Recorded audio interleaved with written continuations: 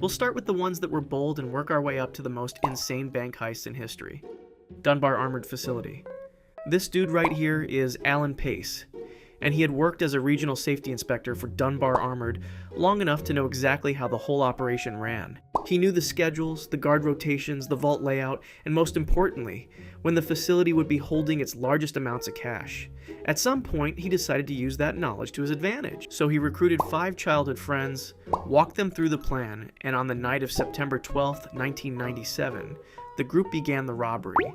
They waited until the vault was fully loaded for the weekend, then slipped inside and ambushed the guards. They made sure to zip tie them too so they couldn't get help. From there, they loaded more than $18 million in cash into a rented truck and drove away. The whole thing was over in minutes, and at the time it was the largest cash robbery in US history. After the robbery, the group stayed quiet and the case went cold. But eventually, they got caught and Alan Pace was sentenced to 24 years in prison. The Great Train Robbery. In the early morning of August 8, 1963, a gang of roughly 15 men positioned themselves along a stretch of railway in Buckinghamshire, England, and waited for the famous traveling post office train to come through. Their inside man had confirmed the train was carrying over 2.6 million pounds in used banknotes being shipped south to be destroyed.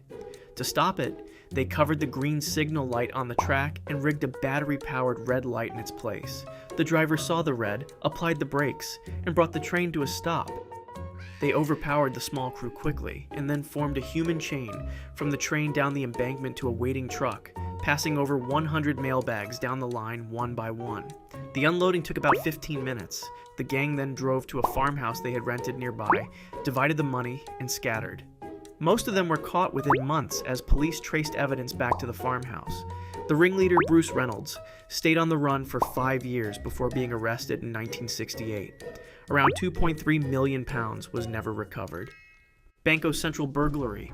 In early 2005, a group of men rented a property in Fortaleza, Brazil, and registered a fake landscaping business called Grass and Garden. On paper, it looked like a normal operation. There were employees, real landscaping tools, and there was regular activity at the property. What was actually happening, though, was that beneath the building, the group was quietly digging a tunnel. Over the course of about 3 months, they dug roughly 250 feet underground and carefully angled the tunnel directly beneath the Banco Central Vault a few blocks away. The tunnel had full-on wooden flooring, lighting, and ventilation. On the weekend of August 6th, with the bank closed for the weekend, they broke through the vault floor from below and spent the next 2 days emptying it. They walked out with approximately $70 million in unmarked, unregistered banknotes, which meant the bills couldn't be traced. That's roughly 3.5 tons of cash, which is heavier than 2 full Honda Civics. Brazilian authorities eventually arrested several suspects and recovered a portion of the money, but around $50 million was never found. In the years following the heist, several of the suspects were murdered. They were believed to be killed by some of their associates that wanted a portion of the cash. Société Générale heist. Albert Spaggiari rented a safe deposit box at the Société Générale branch in Nice, France.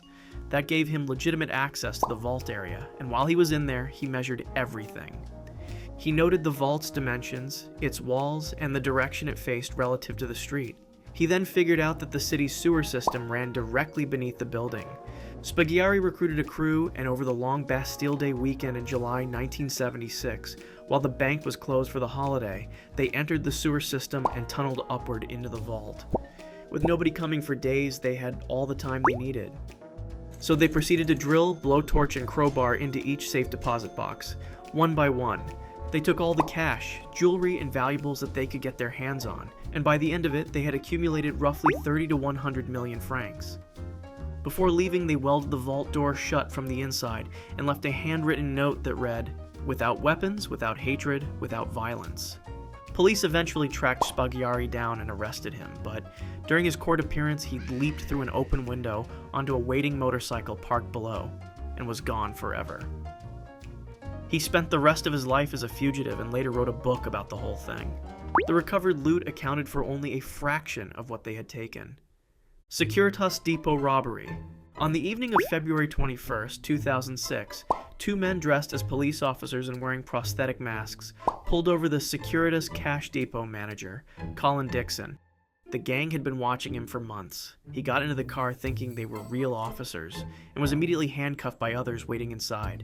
They took Dixon, drove to his home, and took his wife and young child hostage as well, holding the family through the entire night. The following morning, they used Dixon to gain access to the depot and got him to tell the staff that was working at the time that it was just a routine visit. Once the gang got inside, they restrained 14 members of staff with zip ties and spent the next hour loading vehicles with cash. When it was over, they released Colin Dixon and his family unharmed, and they had taken approximately £53 million, making it the largest cash robbery in British history at the time. However, most of those involved were arrested within weeks as police traced phone records, vehicles, and witness accounts. Around £21 million was never recovered. Bank of Baghdad. When the United States invaded Iraq in March 2003, the National Bank of Iraq was left almost entirely unguarded. It was unfortunately the perfect time to steal some money. So, several trucks reportedly pulled up to the bank over the following days and robbed it clean. Somewhere between $900 million and $1 billion in cash was removed. A significant portion is believed to have been taken by members of Saddam Hussein's inner circle in the final hours before the city fell. Some of the money was even later discovered hidden inside the walls of one of his palaces. The rest of the money has never been accounted for, and given the circumstances, it likely never will be. The Hatton Garden Safe Deposit Burglary. Over Easter weekend in April 2015, a group of thieves, most of them being in their 60s and 70s, scoped out the Hatton Garden Safe Deposit building in the heart of London's jewelry district and figured out their entry point, the elevator shaft. So, on the night of April 2nd, they disabled the lift, climbed down the shaft, and started drilling through a 50-centimeter reinforced concrete vault wall. The drill they brought, however, gave out partway through, so they packed up, went home, and came back the following night with a better one. This time, it worked. They broke through, entered the vault, and spent the next 2 nights emptying 73 safe deposit boxes of cash, jewelry, and valuables.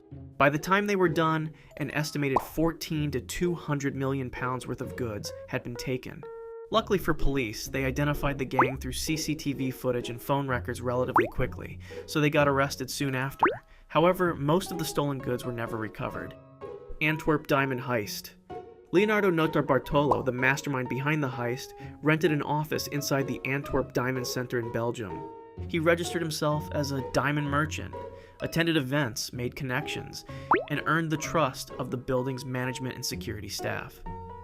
The Diamond Center was considered one of the most secure facilities in the world, with a vault protected by a lock rated to withstand 100 million possible combinations, infrared heat detectors, and a magnetic field detector. Despite all of these obstacles, Leonardo studied the security system carefully and figured out exactly how to bypass it. On the weekend of February 15th, 2003, Leonardo and his crew used a handmade key and opened the vault using a combination that had been recorded on a hidden camera over the previous months. They turned the lights off first, then opened the door. Once they got inside, one of them held a polystyrene shield in front of his body to block his thermal signature, and therefore bypassing the infrared sensor. They covered the sensor with tape and then turned the lights back on. The magnetic lock had already been partially disabled during an earlier visit that week, so they just had to slide a metal plate into the door frame to keep the magnetic field reading normal. Every alarm stayed silent. They spent the rest of the weekend emptying the vault and walked out with an estimated $100 to $500 million in diamonds, gold, and cash. The heist was eventually traced back to Leonardo when a bag containing a bunch of evidence inside was found discarded in a nearby forest. He was convicted and sentenced to 10 years in prison. To this day, almost none of the diamonds have ever been recovered, and their location remains unknown. If you like this video, subscribe for similar ones. Thanks for watching.